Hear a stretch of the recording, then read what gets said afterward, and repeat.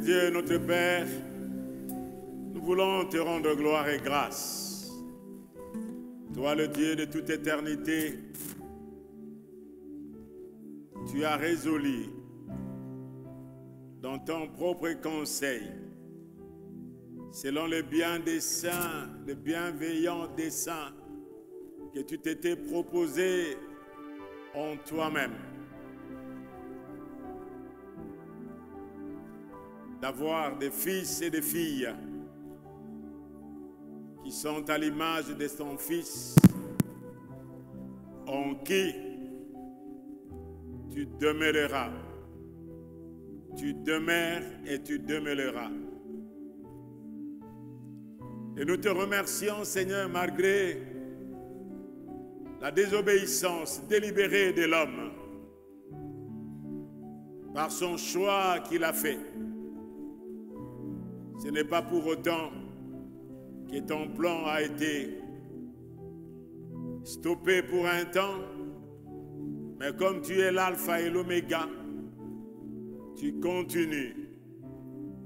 Raison pour laquelle tu avais prévu l'agneau de Dieu, non pas quand l'homme a péché, mais avant le péché, tu avais préparé l'agneau de Dieu avant la fondation du monde. Merci Père, parce que ton plan n'a jamais été le plan de crise. Ton plan, c'est un plan éternel. Et tu l'as accompli par la rédemption de ton Fils, en qui nous croyons, en qui nous célébrons,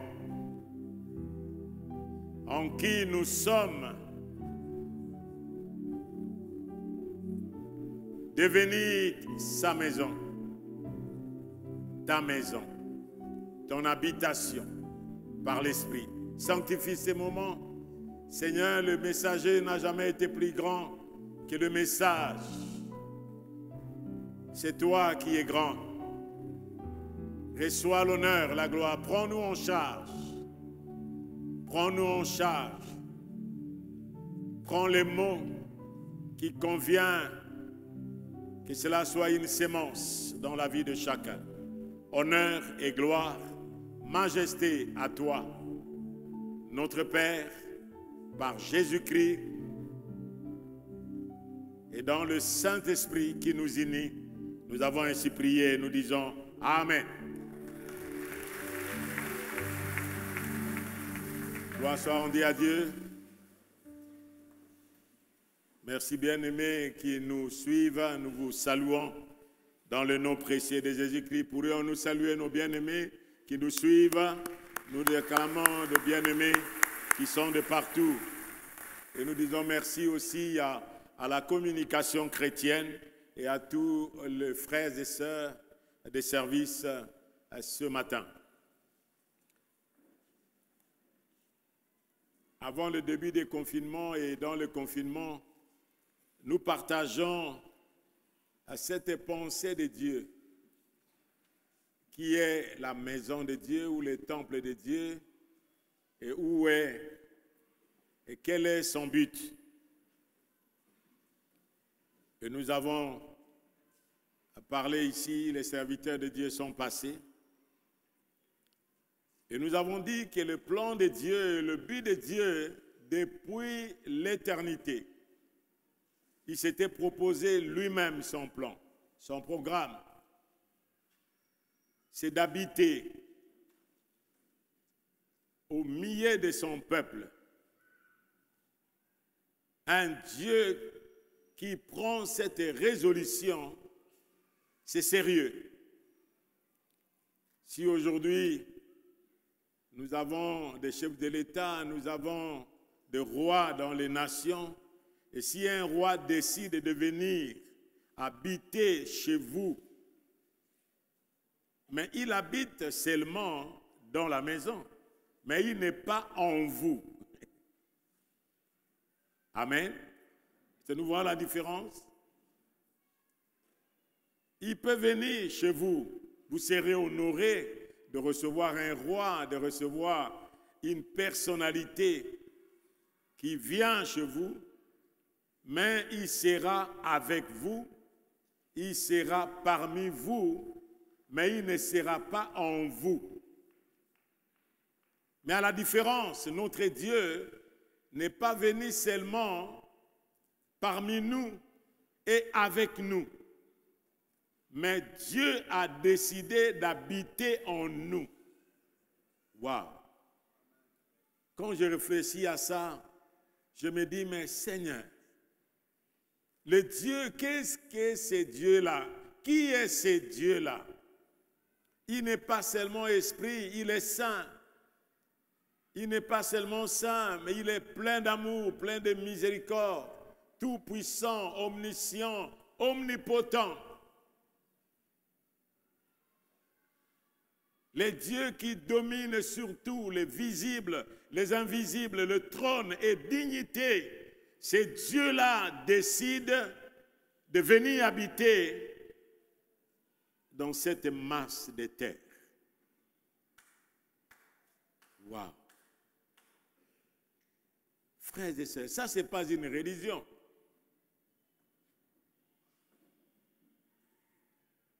Ça, ce n'est pas une religion.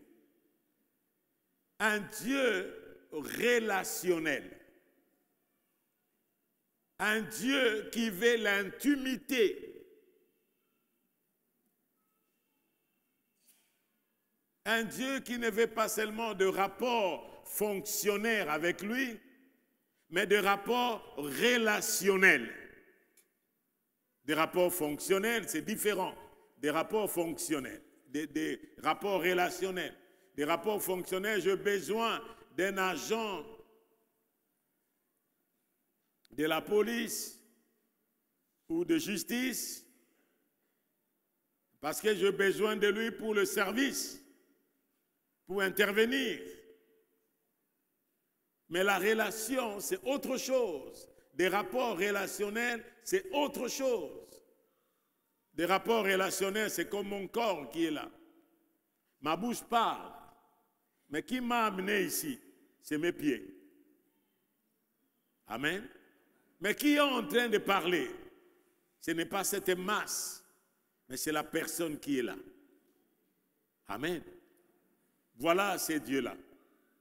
Et c'est Dieu qui a décidé, malgré ce qu'il avait fait dans l'homme avant de toucher une nation au travers d'Abraham, Dieu avait eu cette pensée-là en Adam et Ève.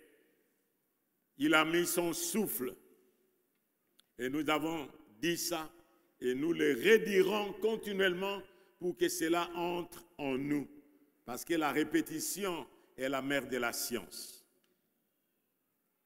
Pour que cela pénètre en nous, pour que cela s'enracine en nous, pour que cela soit fondé en nous et que nous puissions porter ces fruits à l'extérieur, que les autres voient réellement que Dieu habite en nous. L'homme a péché et quand il a péché, la gloire de Dieu est partie. L'influence que Dieu voulait qu'il bouleverse l'humanité, le monde, il n'a pas pu. C'est le monde qui est bouleversé par lui. Vous comprenez que Dieu a créé l'homme pour qu'il domine sur la création, pour qu'il assujettisse la création, mais maintenant la création domine sur l'homme, assujettisse l'homme. C'est ce qui est grave. Aujourd'hui, il y a ceux-là qui n'ont pas passé la nuit aujourd'hui parce qu'il y a un problème de loyer. On est tourmenté. Il y a un problème des enfants qui présentent des examens d'État lundi. Il y a des frais à payer. On est tourmenté. Soit par la maladie. Voilà ce qui nous arrive. Et quand cela nous arrive, où est-ce que nous allons? Comme Pierre a dit, à qui autre irions-nous, Seigneur? À qui autre irions-nous, Seigneur? Parce que nous avons connu que c'est toi qui as la parole de la vie éternelle. Amen. Ce matin, nous voulons partager cette pensée. les deux dimensions de la maison de Dieu. La maison de Dieu que nous sommes, comme nous avons vu dans nos textes de base, que nous avons eu dès le début, dans Ésaïe 56, c'était les pensées qui étaient là. Il nous a dit que ma maison, c'est Dieu lui-même qui déclare dans Ésaïe 56, le verset 3 jusqu'au verset 8e, il déclare maison de prière pour tout le peuple. C'est Dieu lui-même qui avait déclaré avant. Sa maison, c'est une maison de prière. C'est pourquoi nous avons posé la question, qui est sa maison? Hébreux 3, le verset 1er jusqu'au verset 6e, il est dit, oui, chaque maison a son constructeur, a son architecte, mais celui qui a créé toutes choses, c'est Dieu.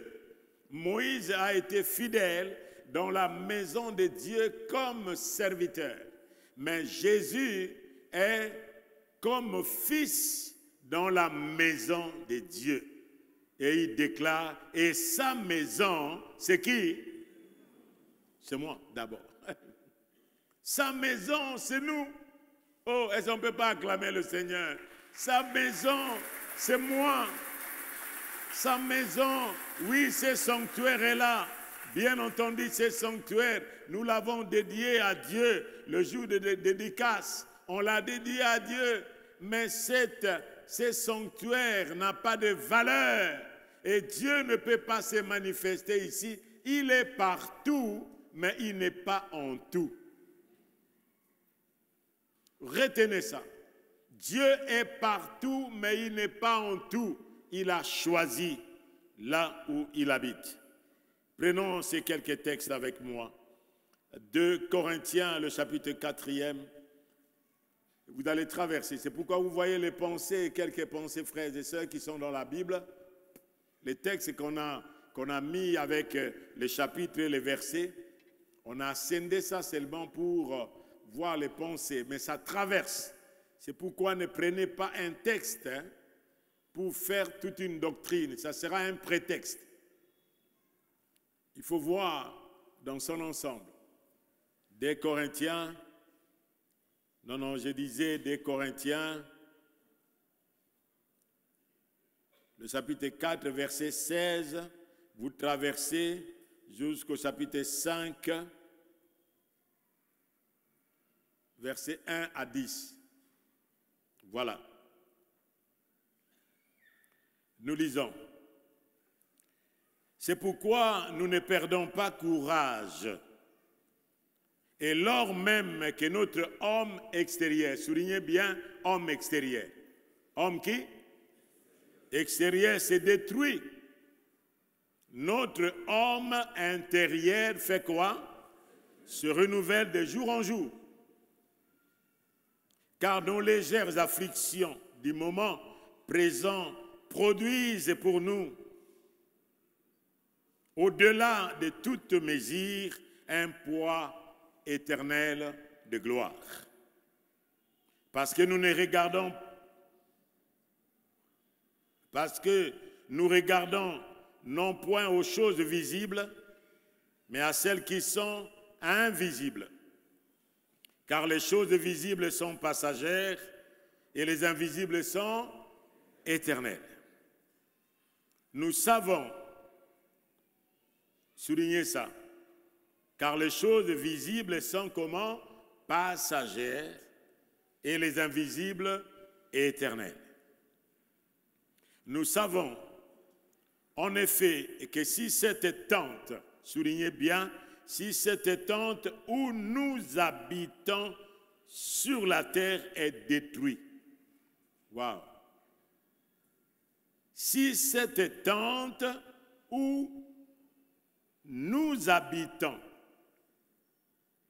est détruite, la tente, où est la tente que tu habites? C'est la question que nous allons nous poser. Où est la tente que tu habites? Où est la tente que nous habitons?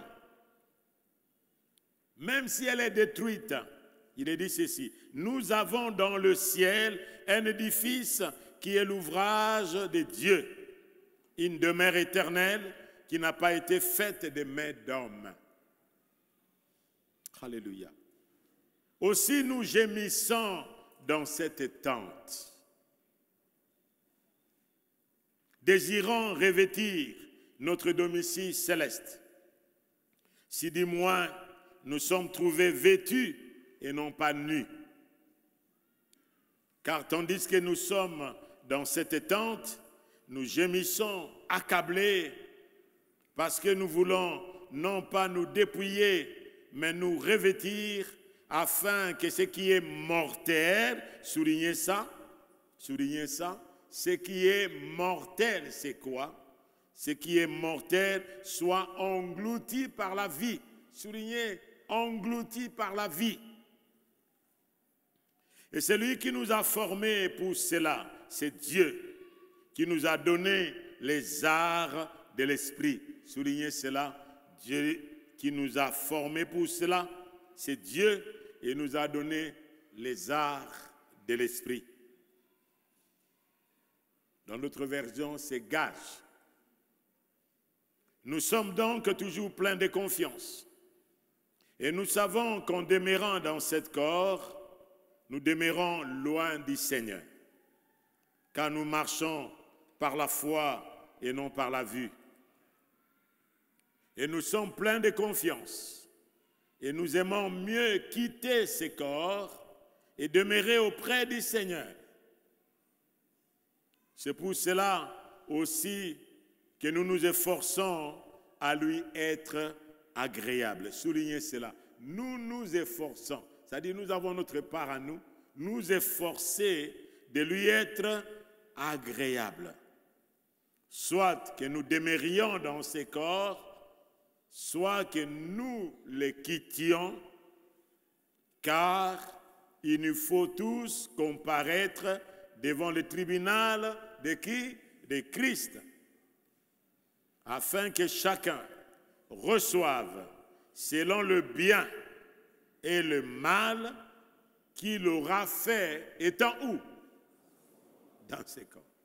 Vous voyez, frères et sœurs? C'est-à-dire, ce que nous faisons aujourd'hui, c'est ce que la Bible nous dit, que ton péché t'atteindra. Ce que nous aurons fait de bien ou de mal dans ces corps nous poursuivra jusqu'à dans l'éternité. Les deux dimensions. Nous avons ici le deuxième texte que vous allez écrire vous-même. C'est Galates 5, versets 16 à 17. Galates 5, versets 16 à 17. Et vous prendrez aussi Romains 8, versets 18 à 25. Là, vous allez lire à la maison. Parce que je prends tout mon temps ici, quelques minutes. Verset 16 de Galates 5. Je dis donc, marchez selon l'esprit et vous n'accomplirez pas les désirs de la chair. Lisons le verset 17 ensemble. La chair a des désirs contraires à ceux de quoi? Et l'esprit à ceux de la chair. Ils sont donc opposés entre eux, afin que vous ne fassiez point ce que vous voudriez. Verset 18, si vous êtes conduits par l'esprit, vous n'êtes pas sous la loi, nous disons Amen. Oh, gloire à Dieu. Voilà. Frères et sœurs, le premier point que nous voulons apprendre, c'était, nous avons déjà parlé, des désirs de Dieu qu'il avait depuis le temps, les desseins éternels de Dieu qu'il avait depuis l'éternité, de demeurer, d'habiter parmi et au milieu de son peuple. Et vous avez ces textes que nous venons de lire ensemble. Mais ici, nous voyons les deux dimensions de la maison de Dieu que nous sommes. La première dimension, c'est la dimension physique et visible. Le deuxième point. Les deux êtres, les deux natures qui ne sont pas à l'extérieur de nous. Il y a un être qui est physique et visible. C'est ce que je vois. Amen. Que la Bible qualifie dans les textes que nous avons lus dans 2 Corinthiens 16. C'est pourquoi nous ne perdons pas courage alors que notre homme extérieur, il est appelé l'homme extérieur. Regarde les qualifications, regarde les caractéristiques. Il est appelé comment? Homme extérieur. Mais parlez avec moi. Il est comment? L'homme extérieur. C'est celui-ci qui est là devant vous.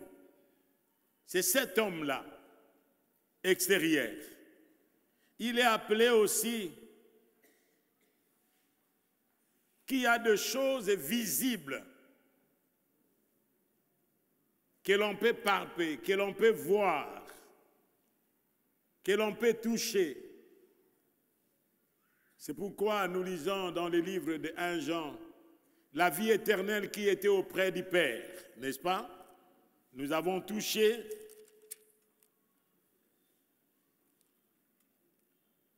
je lis avec vous dans 1 Jean, le chapitre 1er. Ce qui était dès le commencement, ce que nous avons entendu, ce qui était dès le commencement, ce que nous avons entendu, ce que nous avons vu de nos yeux,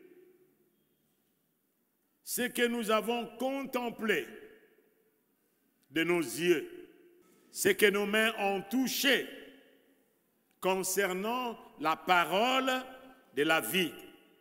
Car la vie éternelle a été comment? Manifestée. Et nous l'avons vue. Nous lui rendons témoignage. Et nous vous annonçons la vie éternelle qui était auprès du Père et qui nous a été manifestée. Ce que nous avons vu, entendu, nous vous l'annonçons. À vous aussi, afin que vous aussi vous soyez en communion avec nous. Or, notre communion est avec le Père et avec son Fils Jésus-Christ. Amen. Et nous vous écrivons ces choses afin que votre joie soit parfaite. Voilà. La vie éternelle qui était invisible auprès du Père, cette vie a été manifestée. Ils l'ont vue. Ils l'ont touché. C'est-à-dire ce qui est visible, physique. C'est pourquoi la Bible nous dit la parole a été faite chair. Elle a habité parmi nous plein de grâce.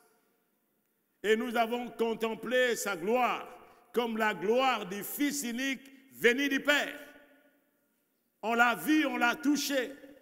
C'est pourquoi le jour de sa résurrection, il a dit aux autres, même quand il était là, il a dit, regarde-moi, touche-moi. Il a mangé avec eux. Touche-moi. Un esprit n'a ni eau ni chair, comme vous voyez que j'ai. Le Seigneur avait aussi un corps physique. C'est pourquoi Emmanuel, Dieu avec nous, c'est Dieu Esprit, a pris le corps. C'est tout comme vous et moi, frères et sœurs, nous avons ces deux dimensions de la maison de Dieu, qu'on appelle homme extérieur, homme visible, avec des choses visibles. Et plus loin encore, il appelle encore cette maison comment? Une tente. Il appelle comment? Chapitre 5, Nous allons verset 1er. Nous savons en effet que si cette tente où nous habitons sur la terre est détruite, qui est cette tente? Où est cette tente où vous habitez? Et le vrai vous, c'est qui? Le vrai moi, c'est qui? Wow.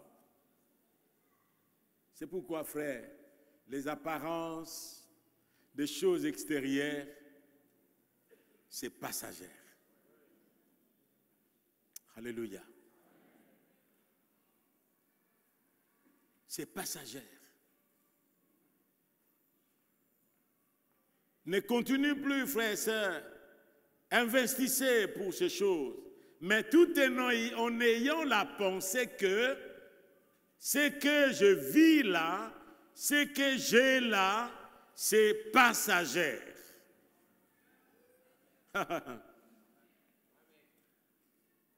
Oh, si le monde pouvait comprendre ça. Il ne pouvait pas haïr son frère. Il ne pouvait pas jalouser quelqu'un. Il ne pouvait pas envier quelqu'un parce que c'est passager. Amen. Même notre corps, c'est fan. Pourquoi nous voulons commenter quelque chose? Nous achetons de lotion, nous achetons quelque chose pour maîtriser un peu les rides, hein, pour essayer un peu de faire des choses. Quoi. Nous sommes en train de l'entretenir, mais des fois, le véritable vous ne l'entretenez pas.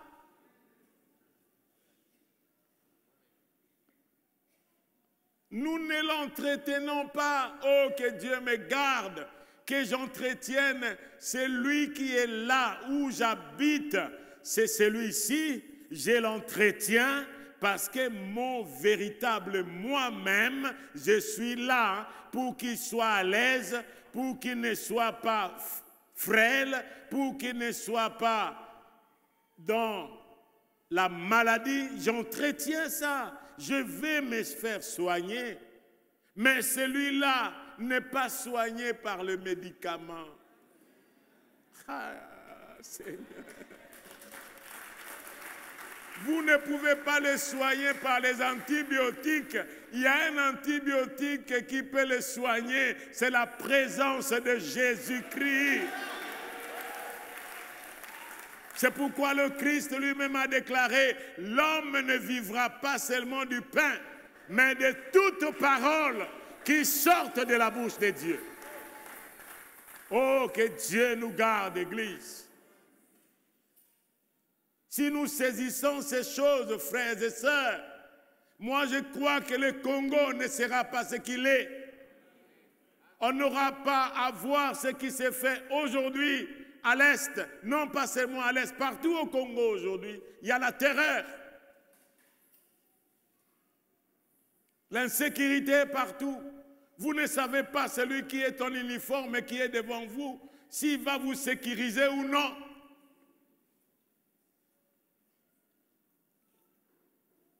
Ailleurs, dans certaines nations, lorsque vous voyez quelqu'un en uniforme, vous êtes protégé. Mais des fois, on est terrorisé. Même s'il ne vient pas pour te faire du mal, il y a des bons frères, il y a des bons citoyens, il y a des bons agents qui sont au milieu d'eux, mais qui sont confondus avec ceux qui font le mal.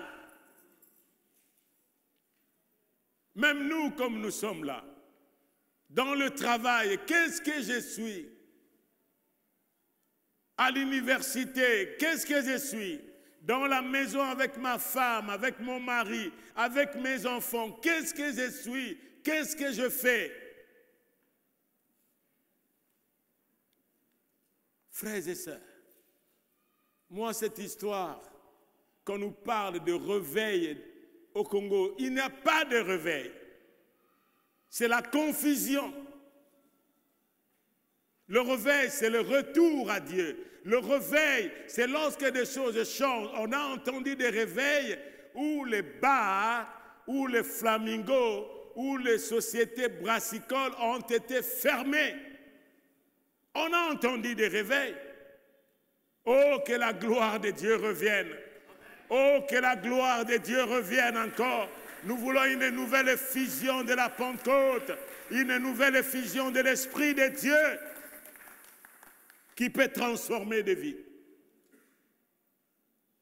La maison où nous habitons, la maison où j'habite, waouh, fais un peu comme ça. Ça, c'est la tente. Parle en toi-même. Tente, écoutez-moi bien.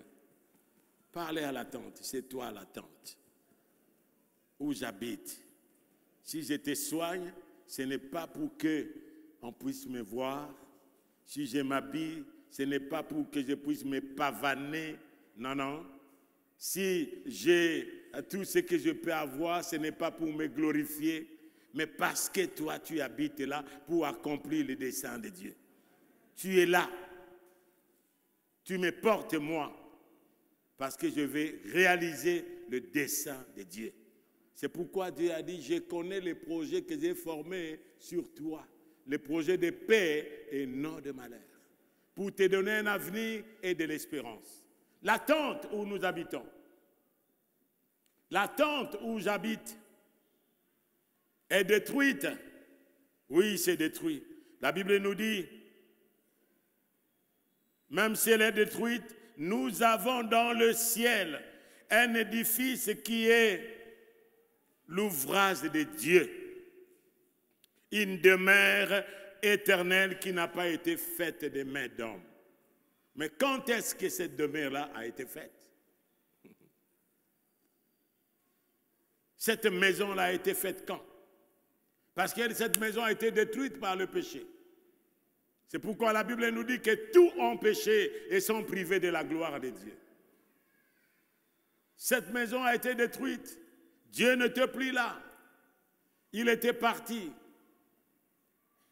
Dieu a quitté ce corps. Et quand il a quitté, l'homme est resté avec l'ombre de Dieu, sans Dieu en lui. C'est pourquoi la Bible nous dit, celui qui habite sous l'abri du Très-Haut, il est sous l'ombre du Tout-Puissant. Nous sommes sous l'ombre, sous l'abri, mais il n'est plus en nous. Maintenant, il est en nous. Quand il est en nous? Lorsque celui qui est et qui est devenu chair, et il a habité parmi nous, plein de gloire, plein de grâce, comme la gloire du Fils unique venu du Père.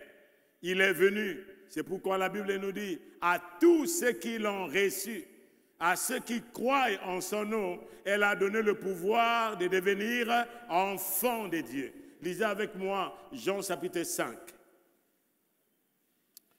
Alléluia. Jean chapitre 5. Nous allons voir la nuance qui est ici, dans ces chapitres. Le verset 24 et 25, écoutez la pensée qui est là.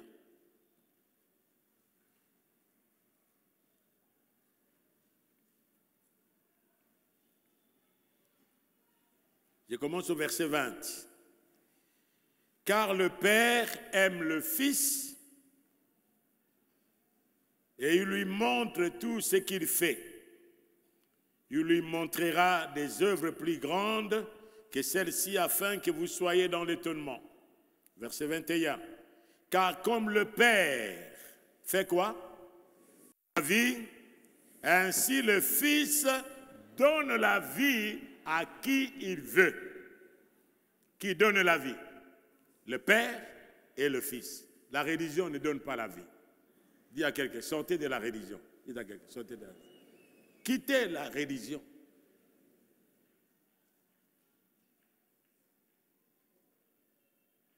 Le verset 22. Le Père ne juge personne, mais il a remis tout jugement à qui? Au Fils. Si vous le reniez aujourd'hui, demain vous le rencontrerez. Afin que tout honore le Fils comme ils honorent qui? Le Père. Celui qui n'honore pas le Fils n'honore pas non plus le Père qui l'a envoyé. Verset 24, lisons ensemble. En vérité, je vous l'ai dit, celui qui écoute ma parole et qui croit à celui qui m'a envoyé a la vie éternelle. Il passe de la mort. Waouh, vous savez les transferts. Hein? C'est ça la rédemption. Il passe de la mort, faites avec moi. Il passe de la mort à la vie.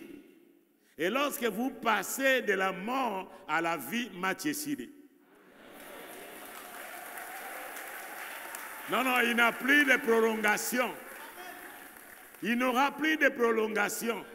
En Christ, lorsque tu crois en lui et qu'il vient en toi, vous passez de la mort à la vie.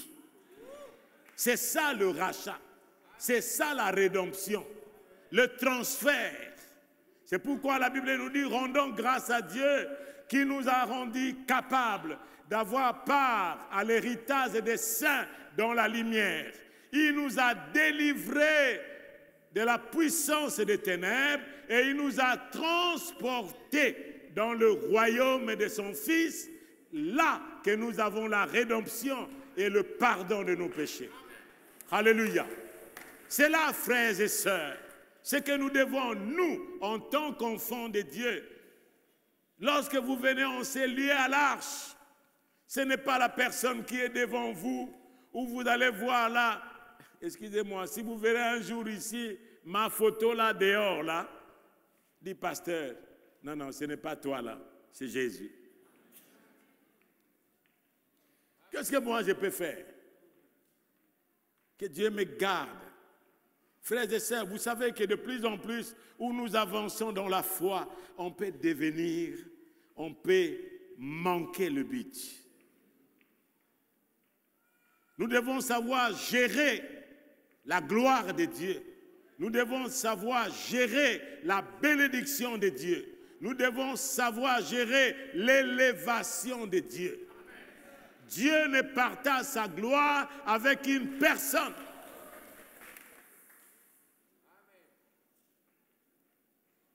Si vous passez de la mort à la vie, parce que vous avez cru, celui qui est dehors là, il est qui?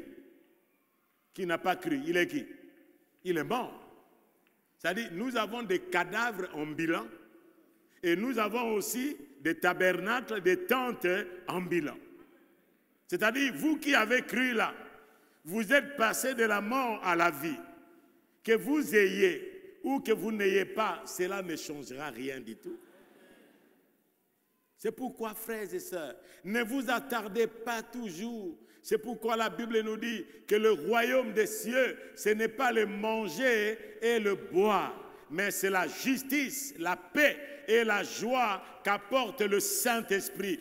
Il nous donnera, chercher premièrement le royaume et la justice de Dieu, et toutes choses vous seront données parce qu'il croit.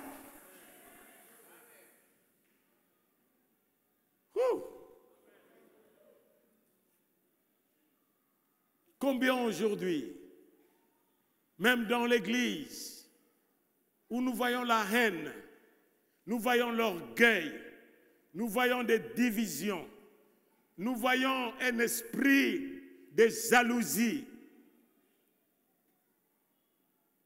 l'esprit de l'envie. Frères, soyez contents. Paul a dit, je suis content de l'état où je me trouve. J'ai appris à manquer. J'ai appris à avoir faim. J'ai appris à être dans l'abondance. En tout et partout, je suis content de l'état où je me trouve. Ce n'est pas que vous allez être content de l'état où tu te trouves d'une manière stoïque, du fatalisme. Non. Je sais que ma situation aujourd'hui ne perdurera pas jusqu'à demain. Parce qu'il est dit, les souffrances du temps présent ne saurait être comparable à la gloire. Cette gloire-là, frères et sœurs, ce n'est pas la gloire au ciel, mais ça sera la gloire d'abord sur la terre. Ce qui t'ont vu là, c'est pourquoi il est dit dans la parole de Dieu, celui qui vous a vu marcher à pied, il sera sur le cheval. Un esclave qui devient un roi. Est-ce que vous avez vu ça? Nous étions tous des esclaves et nous sommes devenus des rois aujourd'hui, des princes dans le royaume de Dieu. Ce n'est pas le roi comme les rois des autres rois. Oui, vous êtes dans la famille de Dieu. Dieu est le grand roi. Votre frère Jésus est le roi. Et nous, nous sommes devenus des princes, des rois, les héritiers, des co-héritiers de Dieu et co-héritiers avec le Seigneur Jésus-Christ.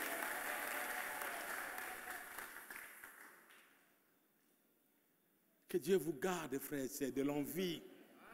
Que Dieu me garde de la convoitise, des passions, de quoi que ce soit. Oui, il y a cette lutte. C'est là que nous allons. Revenons un peu. Il est passé de la mort à la vie. Il ne va pas au jugement. Verset 25. En vérité, je vous l'ai dit, l'heure vient, elle est déjà venue, où les morts entendront la voix du Fils de Dieu. Et ceux qui l'auront entendu feront quoi? Les morts ici. Regarde, faisons le parallélisme. Versets 24 et 25. Prenons le verset 26 jusqu'au verset 28 pour voir la différence. Qui sont ces morts ici? Qui est ces morts ici? Les morts ici, ce sont ceux qui sont morts au péché par la séparation avec Dieu. Ça, c'est le premier mort. Deuxième mort ici, ce sont ceux-là qui sont morts physiquement, mais un jour, il y aura résurrection. OK? Oh, la parole de Dieu est merveilleuse. Le verset 26. Car comme le Père a la vie en lui-même, ainsi il a donné la vie à qui? Au Fils d'avoir la vie en lui-même. Jésus avait la vie en lui-même. Comme le Père a la vie en lui-même, le Christ a la vie en lui-même. Vous avez la vie de Dieu en vous-même. Le verset 27. Le verset 27. Et lui a donné le pouvoir de juger parce qu'il est devenu qui? Le Fils de l'homme. Verset 28, lisons ensemble. Ne vous étonnez pas de cela, car l'heure vient où tous ceux qui sont oussés dans les sépulcres entendront sa voix et en sortiront. Voilà. Est-ce que vous avez compris ça? Verset 25, 24 et 25 nous parlent des morts qui sont vivants, qui vivent comme vous et moi. Mais quant à Dieu, ils sont morts. Qu'il ait une position sociale élevée, frères et sœurs, ce n'est pas pour autant qu'il est vivant. Il est mort, mais vivant. Mais vous étiez mort, vous êtes devenus à la vie pour l'éternité. C'est la différence. Mais ici, les morts ici, c'est les morts qui sortiront. La Bible nous dit, verset 29, « Et ceux qui auront fait le bien ressusciteront pour la vie. Et ceux qui auront fait le mal ressusciteront pour le jugement. Je ne peux rien faire de moi-même. Selon que j'attends, je juge. Et mon jugement est juste parce que je ne cherche pas ma volonté, mais la volonté de celui qui m'a envoyé. » Voilà. Ici, frères et sœurs, n'attendez pas la mort physique du chapitre 28-29 pour qu'on vienne, on vous amène dans un endroit quelconque, on va célébrer quoi, si c'est un culte ou messe ou quoi, et là on va déclarer ce que tu es. On déclare ça, mais au ciel, on ne te connaît pas. Quel dilemme. C'est pourquoi Paul a dit, je ne vais pas prêcher aux autres pour que moi-même je sois perdu. Ces jours-là, malgré tout ce qu'on peut déclarer sur toi, le discours, il était tel, il a fait telles études, il a été ceci, il a été... Cela ne changera rien quant à ton éternité. C'est maintenant qu'il faut que vous puissiez recevoir et donner votre vie à Jésus. Amen.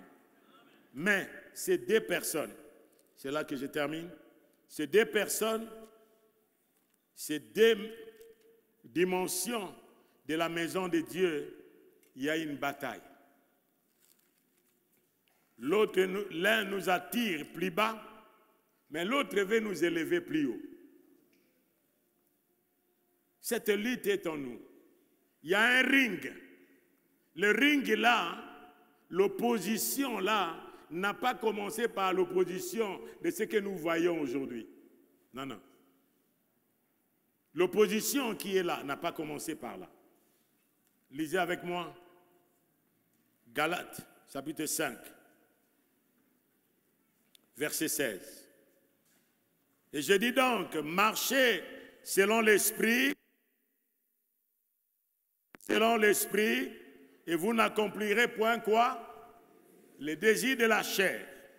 Lisez verset 17 ensemble. Car la chair a des désirs contraires à ceux de quoi? Et l'esprit a des contraires à ceux de la chair. Ils sont donc comment? Entre eux, afin que vous ne fassiez point ce que vous voudrez. Allez lire à la maison Romains 7, à partir du verset 14. Ce que je veux, je ne le fais pas. Mais ce que je ne veux pas, je le fais. Si je ne fais pas ce que je veux, malheureux que je suis, qui me délivrera de cette corps de mort. J'ai la volonté de faire ce qui est bien, mais je vois le mal est attaché à moi. Frères et sœurs, cette lutte-là n'est pas chez une personne extérieure. Est-ce que quelqu'un m'entend, s'il vous plaît? Oh, kolobana, oh, sœur wana kwe singai, frère wana kwe sitete, problème zana katina yo moko. Le problème n'est pas nanga, problème. La lutte commence d'abord en moi là. Et cette lutte-là, même celui qui vous parle n'est pas épargné.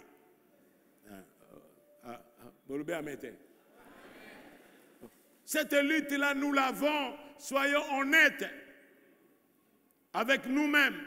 Cette lutte-là, chacun de nous, il y a une lutte. Mais dans cette lutte-là, il y a un arbitre. C'est la parole de Dieu. C'est le Saint-Esprit. C'est pourquoi il faut aimer la parole de Dieu. Que la parole de Dieu habite en vous abondamment, afin que Christ habite en vous par la foi. Et lorsqu'il habite en vous par la foi, l'épée de l'Esprit, c'est la parole de Dieu. Lorsqu'il y a la lutte qui est là, je dégaine l'épée de l'Esprit, qui est la parole de Dieu, comme Jésus a dit à Satan, quand il a eu faim, il a amené de pierre, il a dit change ces pierres en pain. Il lui a dit l'homme ne vivra pas du pain seulement. Celui qui peut venir m'aider dans cette opposition-là, dans cette lutte-là, ce n'est pas vos efforts. Quoique tu vas gêner 100 fois, 100 jours, cet homme-là, il n'est pas mort à la croix, si vous ne le crucifiez pas, il va émerger. Il doit être enterré.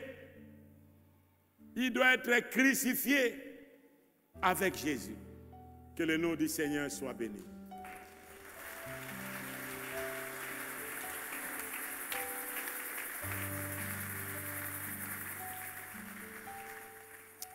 Alléluia.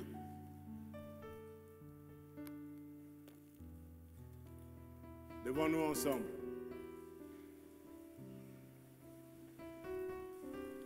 Oh, merci Jésus.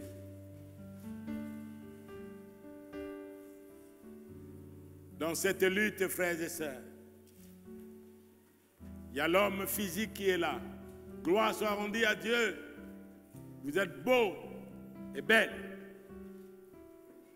Oui, mais c'est l'attente extérieure. Il peut vieillir. Aujourd'hui, quand nous sommes venus ici à l'Arche,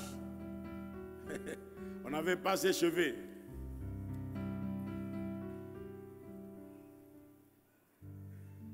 Mais ce corps peut se détruire. C'est pourquoi Jésus a dit, ne crains point celui qui tue le corps. Et après avoir tué, il ne peut rien faire de plus.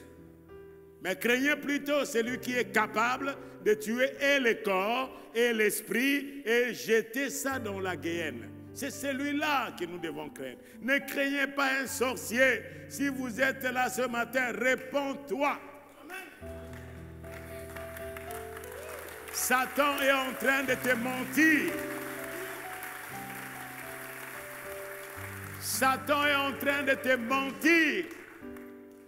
Si tu es dans les sociétés secrètes et vous pensez que non, vous savez votre foi là, c'est non, la Bible ça ne suffit pas. Il faut ajouter encore. Moi je n'ai rien à ajouter. J'écris en la parole de Dieu et c'est tout. Je n'ai pas quelque chose à ajouter. Je ne peux pas aller consulter quelque chose ou consulter quelqu'un pour que je sois rempli de la puissance. Le Saint-Esprit et la parole de Dieu me suffit. Je n'ai pas besoin de ça. Jeunesse, écoute-moi bien, écoute-moi. Frères et sœurs, il y a une disqualification. C'est le temps de l'Esprit. C'est le temps où Dieu veut agir. Mais la plupart vont être disqualifiés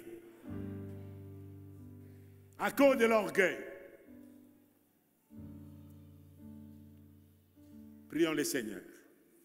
Vous êtes là ce matin, vous pouvez ouvrir votre cœur et le donner à Jésus. Que faites-vous de ce physique? Père éternel, nous voulons te rendre gloire et grâce et te dire merci. Priez le Seigneur là que vous êtes, priez le Seigneur.